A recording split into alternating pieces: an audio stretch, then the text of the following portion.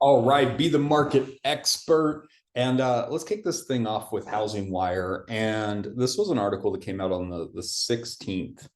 So last week, and it says builders are pulling back on single family home construction. And it says even with a massive housing shortage across the nation, home builders are completing their pipelines and are not seeking as many permits to construct new single family homes.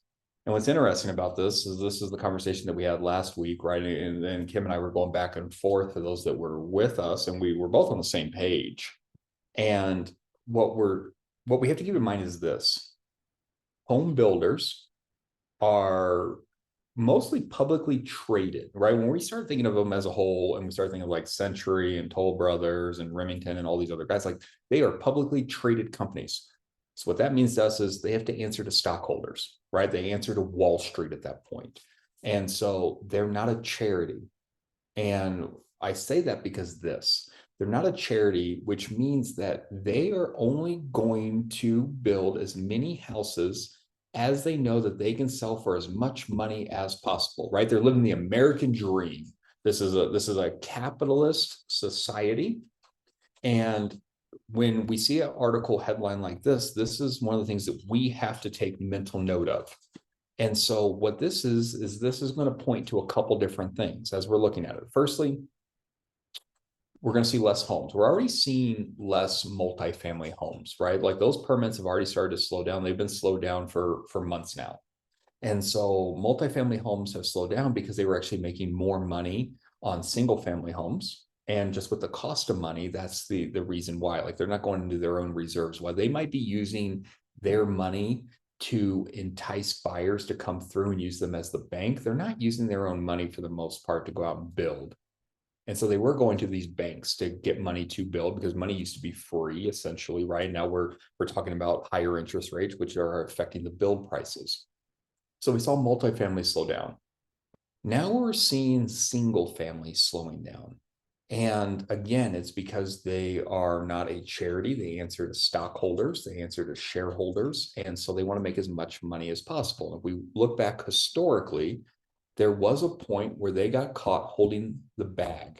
And in all reality, 2020 is when it flipped for them and it was gangbusters, right? Because then there was less inventory. So they had all the inventory. And then we got to a point where interest rates were so high and they were able to get and entice more people because their rates were lower.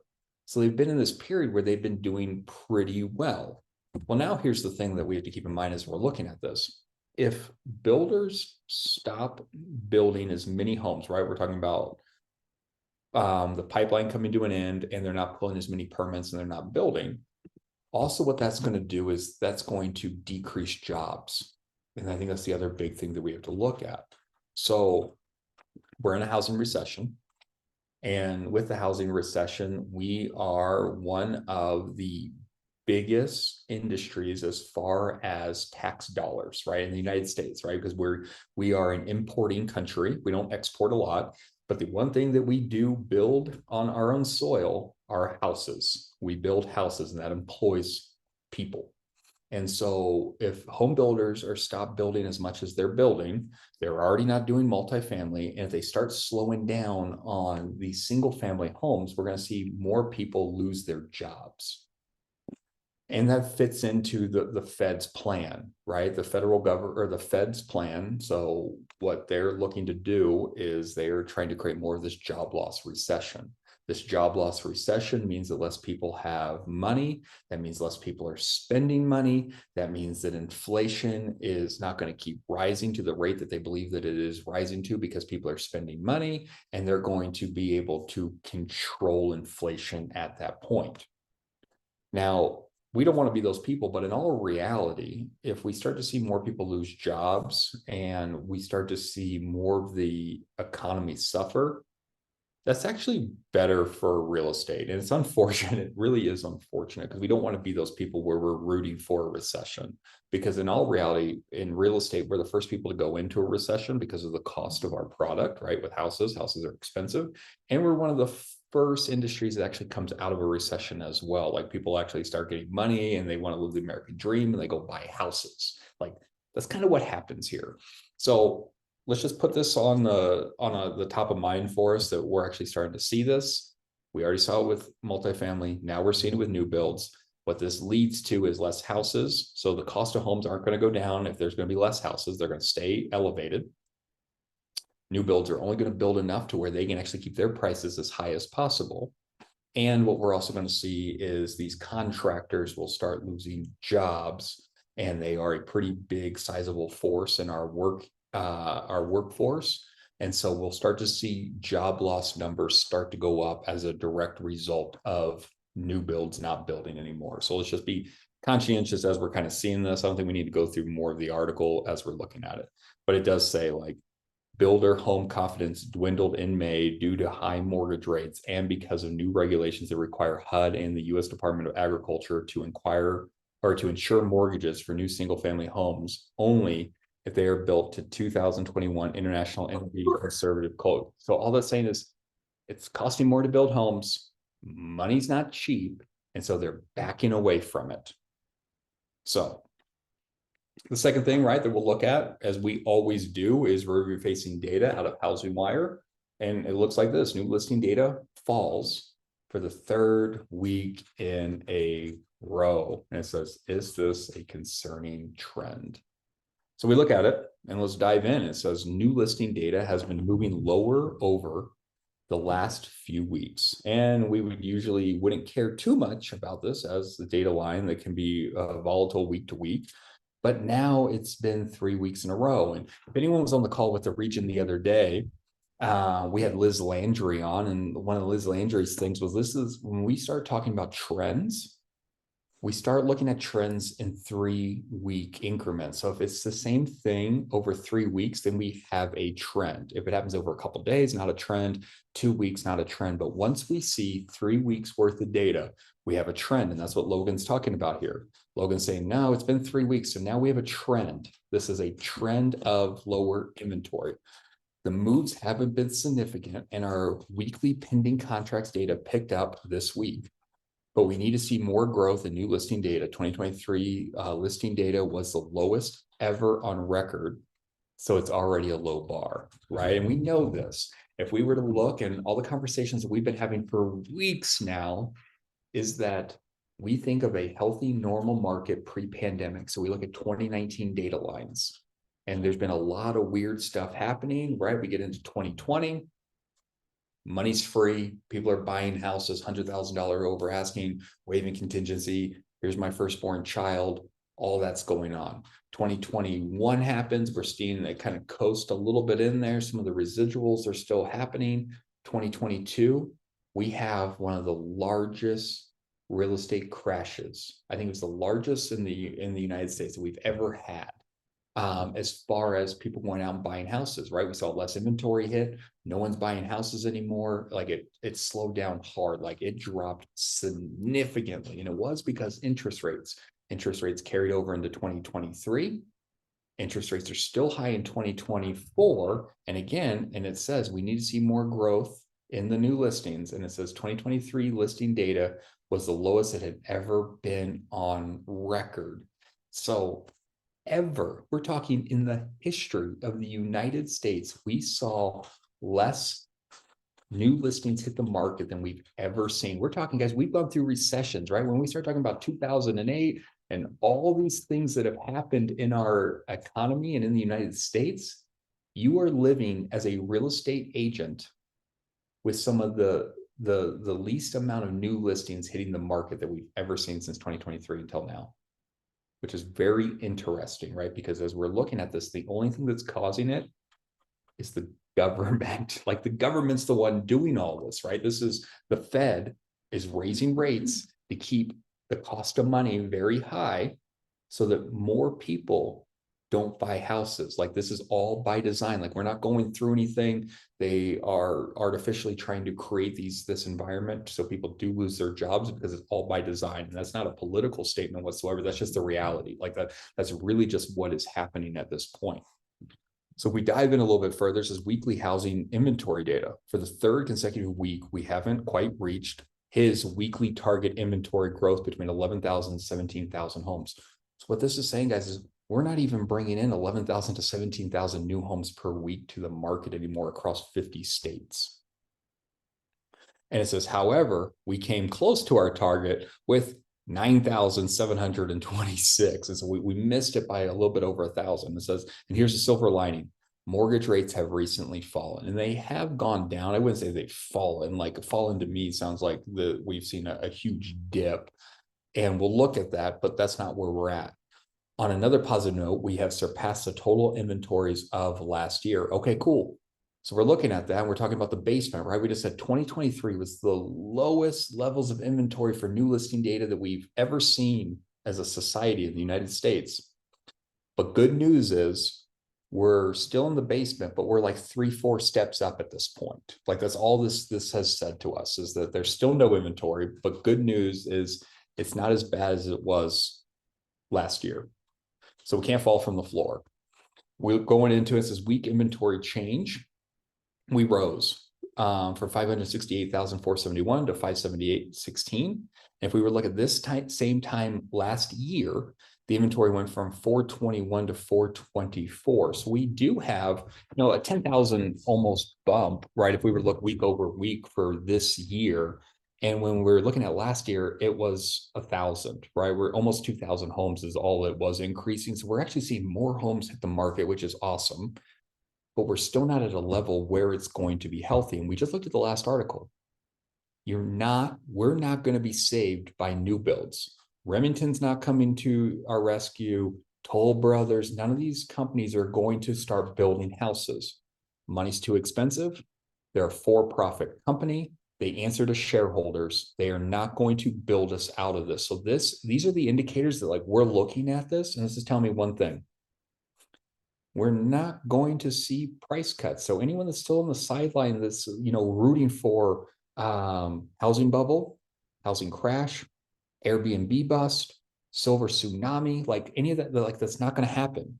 We are not going to see a major decrease in homes in prices because there's no inventory and the right homes are still selling. Yes, we still do see historically, and we'll get to this line item, we do know that 1/3 of all homes in the United States take a price cut every year, and we're still going to see that. And that just is because of one thing, and we all know this: sellers are greedy. Right? We know all sellers are greedy. They have one thing in mind. It is to get the most amount of money as possible. And we can prove that. If we look back in 2021, when everyone was getting 10, 15, 20 offers on their house, they weren't giving it to the cheapest offer. They were getting the most expensive offer. That's the one they were taking. They weren't looking at the ones they were like, oh, you know what? This person was the first person here and they were the cheapest. Let's give it to them. No, they were like, let's take this thing through the weekend, get as much money as possible. And if I don't have to fix a single thing, and they waive all their contingencies, even better. Sellers are greedy. And so we still do see price cuts happening because we're basing data back off of 2021 data. Well, Zillow says my neighbor sold their house back then. And so we're going to continue to see that. All-time inventory bottom for 2022, 240,000. So we're not there, thankfully. If we look at this again, it says inventory peak in 2024. So far, our peak is 578,000 homes, which is last week, right? If we're looking at this thing, this was the most inventory that we've ever had, which is good. That's what we're looking for. For some contrast, and we're talking about pre-pandemic, this is going back to 2015. It says that we had 1,124,000 homes on the market. Guys, this was still a good market. People were buying and selling houses. And the biggest thing that we have to keep in mind when we see a number like this, and we're just like, oh, that might be too many homes on the market. Guys, we have way bigger population now, right? People are still moving into the United States, as well as people are still having kids, and those kids are coming of age. And so our population is getting bigger and bigger. And when we start talking about the right sizing of houses, moving up into houses, I need more bedrooms, I need less bedrooms. There's not enough inventory to satisfy all those needs. So we're looking like this is what we want. We want somewhere around 1.2, 1.3 million homes. And we're sitting at 578,000. And then here's just a snapshot, right? We look at this thing, we're this line right here. And so we have 36% more homes than we did last year. And again, we're looking at that and we're talking about the least amount of new listings we've ever seen hit the market ever in our society. We're 30%, 36% higher than that. And again, like when we look at this thing, so here's the line that we go all the way up 2021, here's 2023, 2022, here's 2023, here's 2024. And then we go up and here's 2020, right? And the whole reason why we see this number dip is because interest rates were so low that we just couldn't keep housing on the shelf at that point. And again, 2019, 2017, 2018, these are normal markets. These are the levels that we are looking to get back to. And again, I don't know if it's possible. We just saw a first article, builders are pulling out, they're not building. And so this is the direct indication to me of why we're not going to see major price decreases ever. All the sideline people, we're not going to see it. So growth in new listing this year is a positive development, but it's been lighter than what we were hoping for, right? And we know this, we need more inventory. We're going through 2024, 67,000, 2023, 59,000, 2022, 83,000. These are new listings last week. So again, better than we were in 2023, not as good as we were in 2022, but we saw 2022 data rise only because interest rates were going up, right? We saw interest rates going up, and so homes were sitting on the market because no one knew what was happening. Here's just your indication, right? We're sitting right here in the middle, 2022, 2023. So interest rates are high, interest rates were rising, and we were just all kind of caught off guard. Like it was the fastest that it ever went up. That was also another thing that we saw in 2022. Interest rates skyrocketed faster than we've ever seen interest rates go up in our civilization as well. Just with the money, the way that it hit, that was the highest it ever went up. That's why we started seeing inventory go on the market and not sell, which is also why we saw this golden handcuffs happen. Price cut percentages, 2024, 34%. So we're a little bit higher, not really, let's call it 1/3 still, but we're sitting at 34.4%.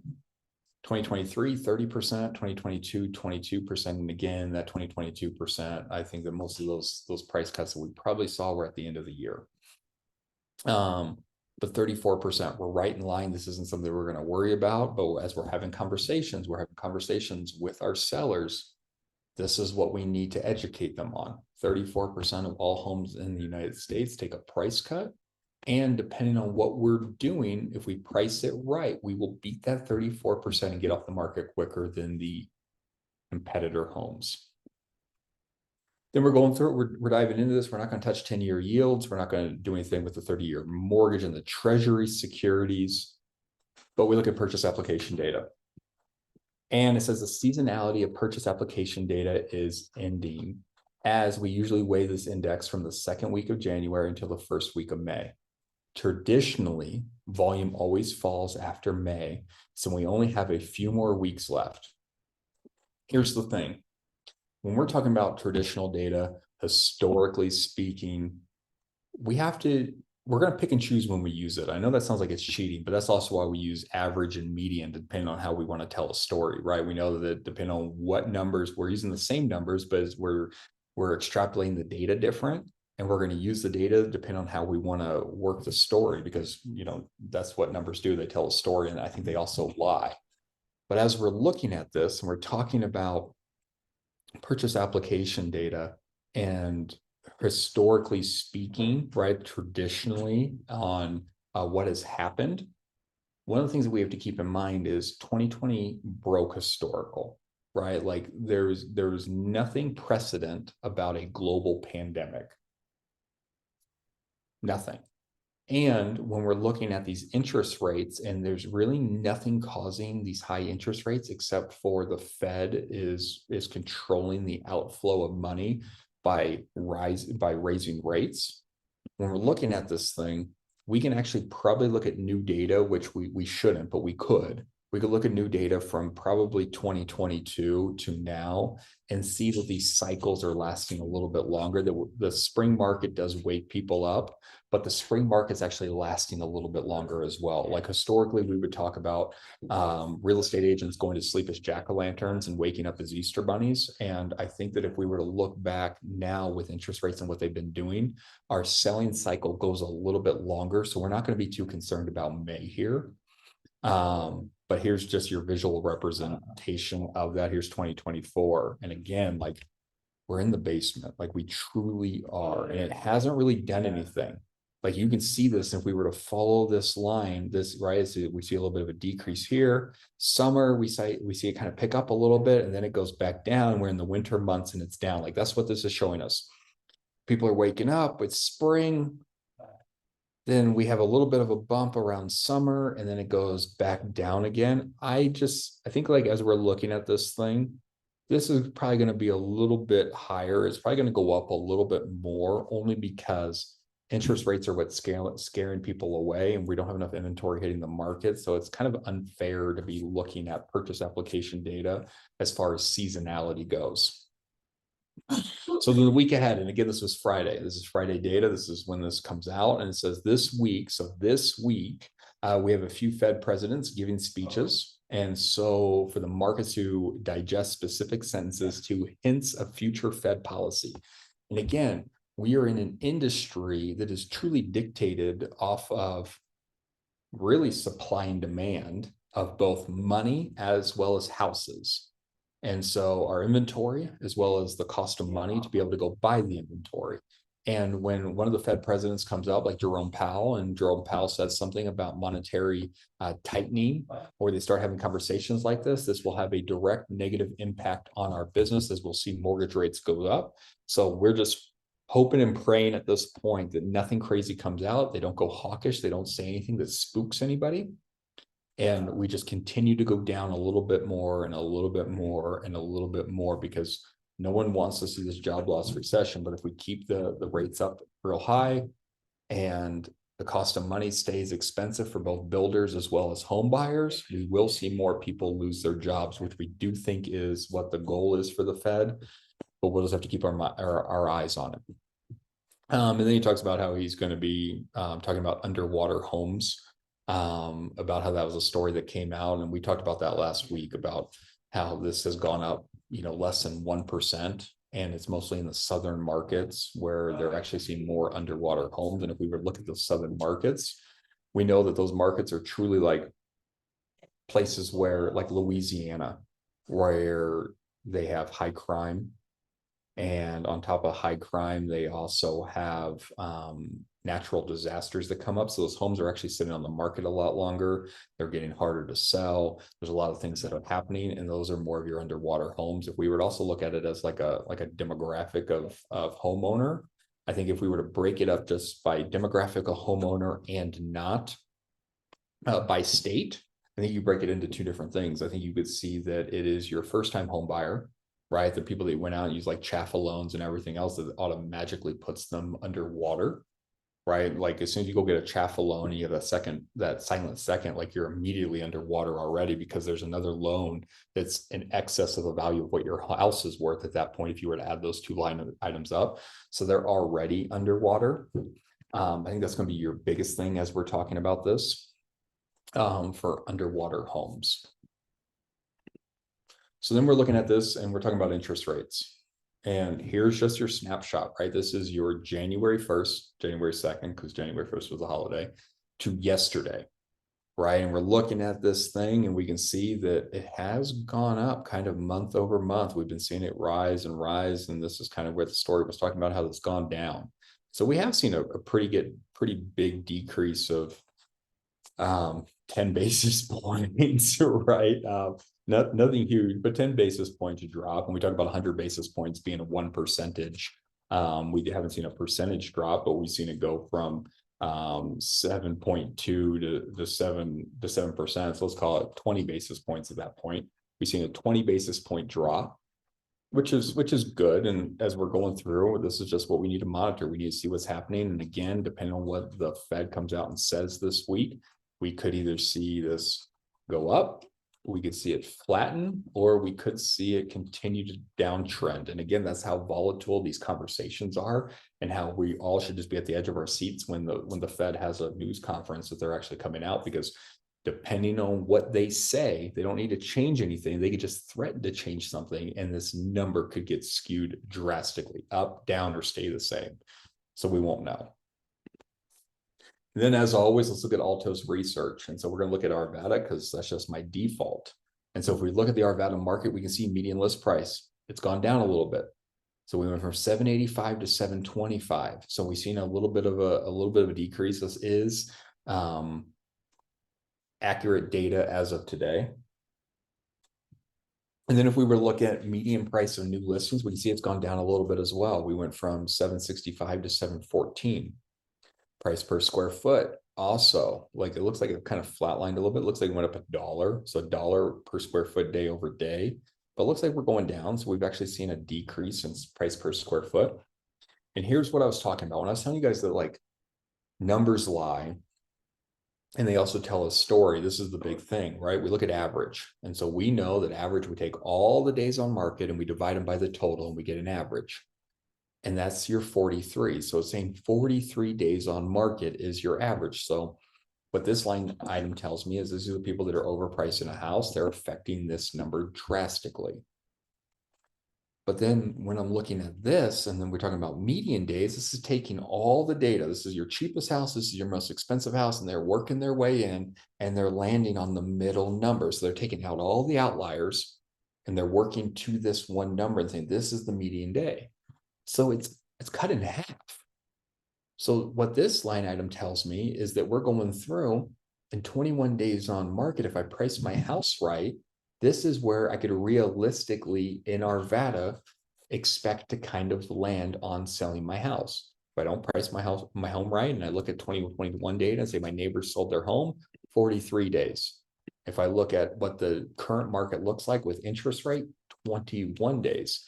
And so this is how numbers lie. We get to pick and choose depending on the story that we're telling our buyers and our sellers. We get to pick what data we want to use to help the cause.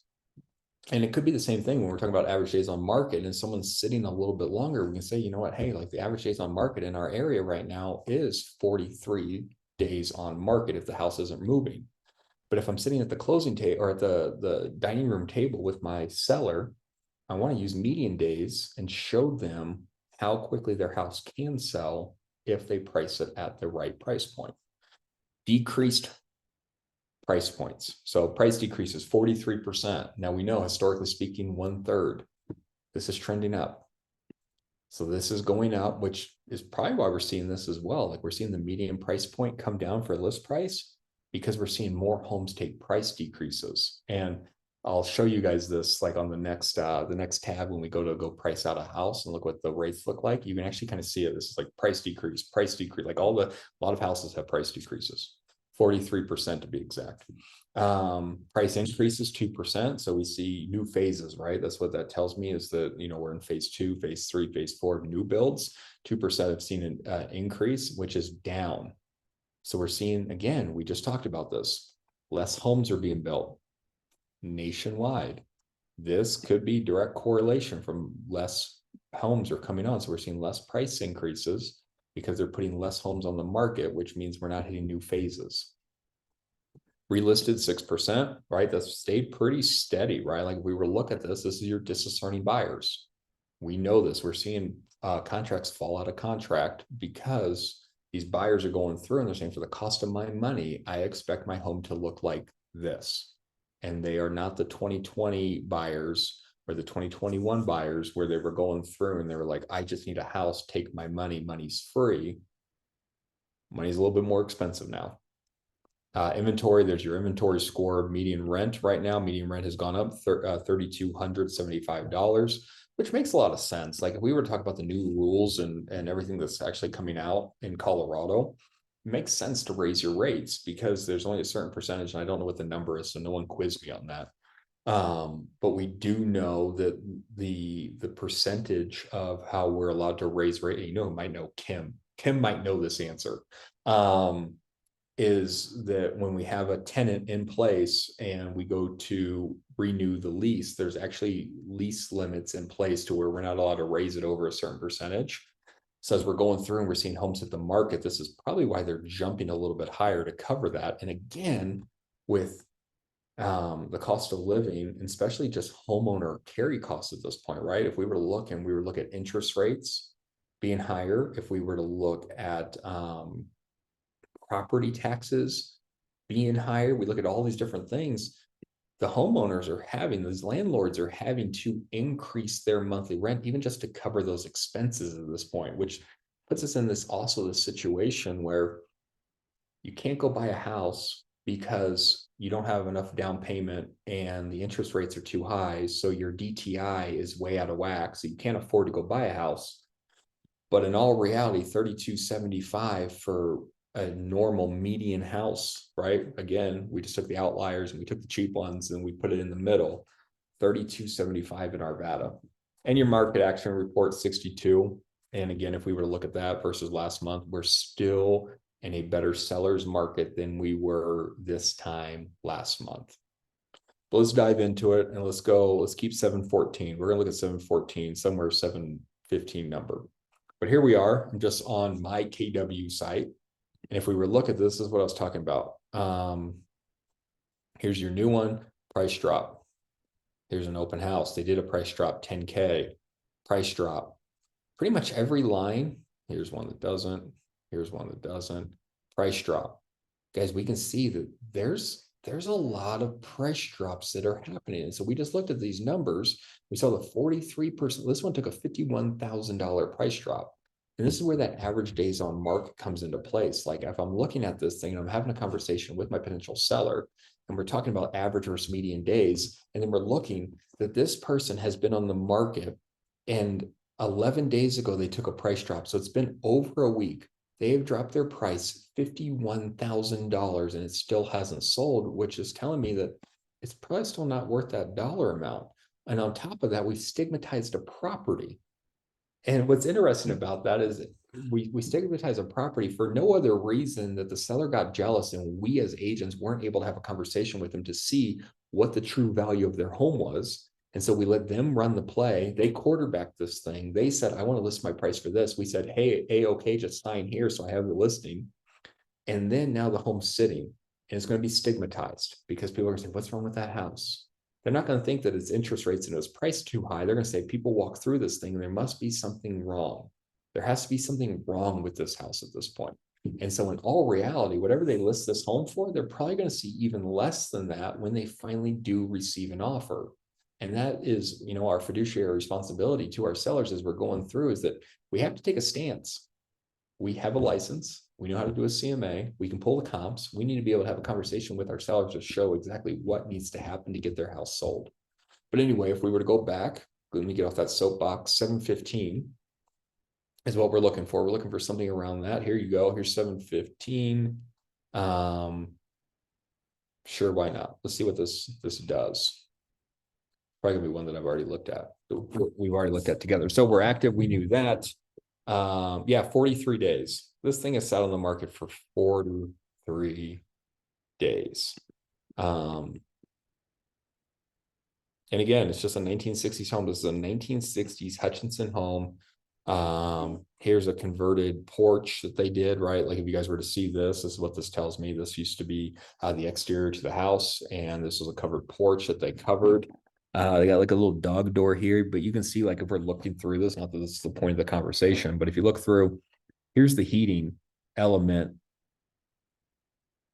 which is coming from the ceiling. And I bet if we were to look through like the rest, like this is probably a little bit out of place. But there it is right there. So I think if we were to look through the rest of the house, we'd probably see that the registers, there's one right there. It's probably just a little out of place how they have this. So we're going through, they've done a little bit of updating in the bathrooms. They did the laundry room, the basement, egress window. They've put some money. This could have very well been a flip that someone bought, and now they've just kind of outgrown it on 62nd Avenue. But 715. So 715 is what we're looking at. And And then if we were to dive down, and here's the point of this thing, let's look at it. So 6%, but I don't think we're at 6%, right? If we look at it, let's go FHA to start. FHA 6.7. So we're gonna go 6.7 on this thing. Oh, nope. 6.7, and then we'll call it 6.8. Let's say that we're bringing $1. Let's go 4%.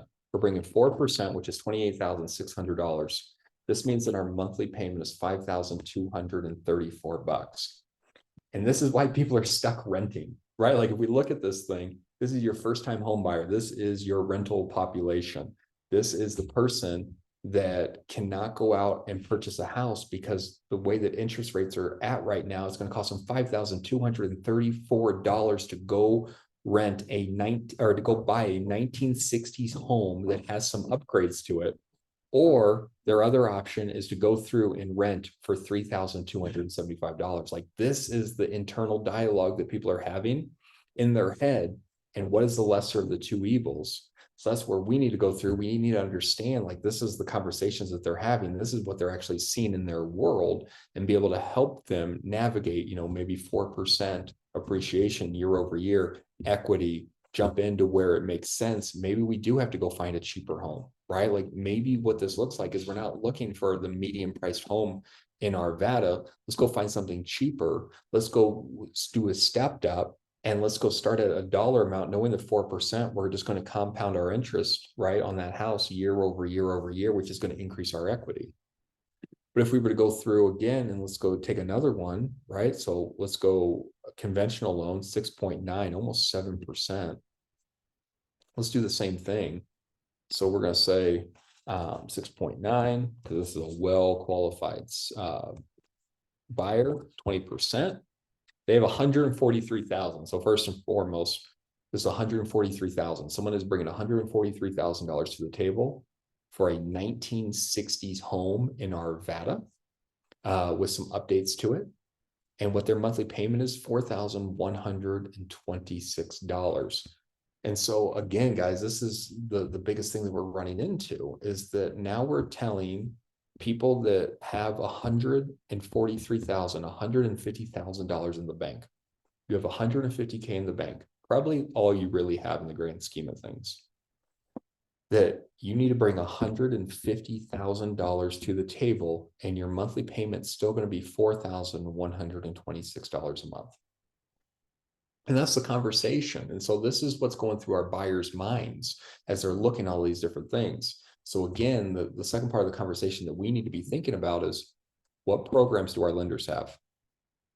What programs do the new builds have? Who do we need to be in relationship to be able to take this burden of this monthly payment and actually help our people become homeowners? Because we do know 4% appreciation year over year is the historic average. We know that builders are pulling back on building. We're going to see less and less inventory for a growing population, right? There is less multifamily being built. There's less single family being built. There's still people having babies. There's still people moving into the United States. There is still a bigger population out there that needs a home, and there is less homes being built. So what relationships do we have so people can live the American dream, go buy a house, build wealth, build equity, and keep leveling up? Because we also know this, that the homeowner has a higher net worth than a renter.